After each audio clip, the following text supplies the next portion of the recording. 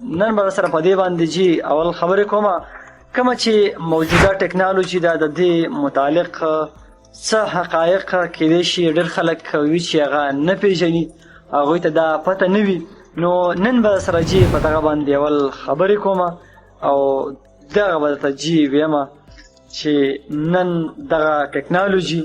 او دغه متعلق به جی نن دغه حقایق په دغه باندې به خبرې کوو شاید زیات تر خلک نه پېژني هغوی ته دا پته هم نه وي نو دغه جی کمې خبرې دي او داسې څه دي چې په دې باندې به نن مونږ خبرې کوو دغه خلک چې دغه پته ورته نه وي دغه نه پېژني نو اول نمبر دا چې په 1989 کې د برطانوي ساینسدان ټیم برنرزلی د ورلډ وایډ ویب پروګرام ایجاد کړی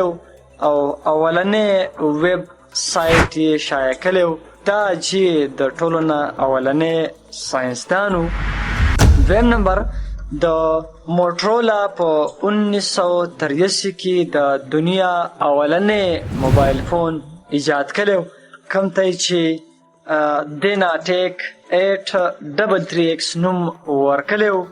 او دا یو وایرلس فون و کله چې هم دا مارکیټ ته رالی نو په هغه ټیم کې د قیمت 3995 ډالر و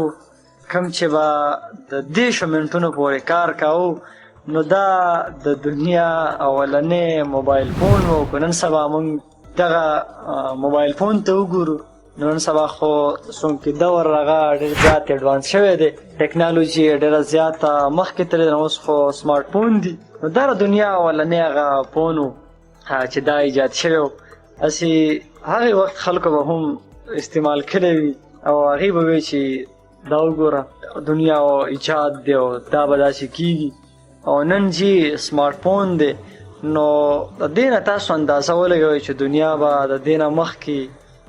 څومره ایډوانس کېږي د دې نه مخکې دا سمارټ فون نه به خوا پسې څه راځي نو دا خو پته نشته چې دا خو به هله پته لګي چې کله ایجاد شي خو دا به بیا هغه دور وي چې راروان نسلونه راروان خلک به په دې باندې خبرې کوي چې داسې یو دور و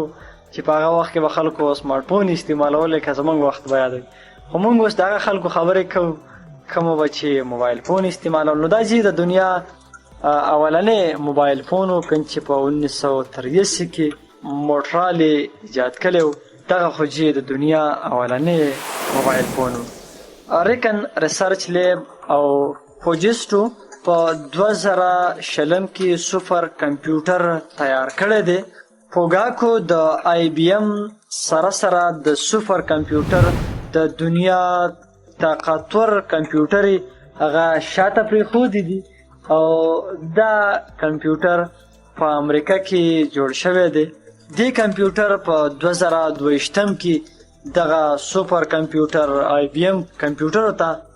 ماتې ورکړې ده یعنې اوس داسې یو کمپیوټر جوړ شوی دی څنګه چې ما وختره موبایل فون خبره وکړله چې اوس هغه د سمارټ فون دی نو دغه شانتي یو نوی کمپیوټر دغه 2020 کې تیار کړی شوی دی او په 2022 کې هغه سوپر کمپیوټر دغه شانتي IBM کومې چې طاقتور کمپیوټر دی نو هغې شاته پرېښودي بل دا چې اسټنفورډ ریسرچ انسټیټیوټ SRI ډکلس انجلبرټ اولنې کمپیوټر ماوس جوړ کړی و اولنې کمپیوټر ماوس اسټنفورډ ریسرچ انسټیټیوټ د SRI ډګلس انجلبرټ اولنې ماوس د جوړ کړی و ډګلس انجلبرټ په 1960 کې اولنې کمپیوټر ماوس باندې کار شروع کړی او دغه کمپیوټر ماوس چې دا اول د جوړ کړی و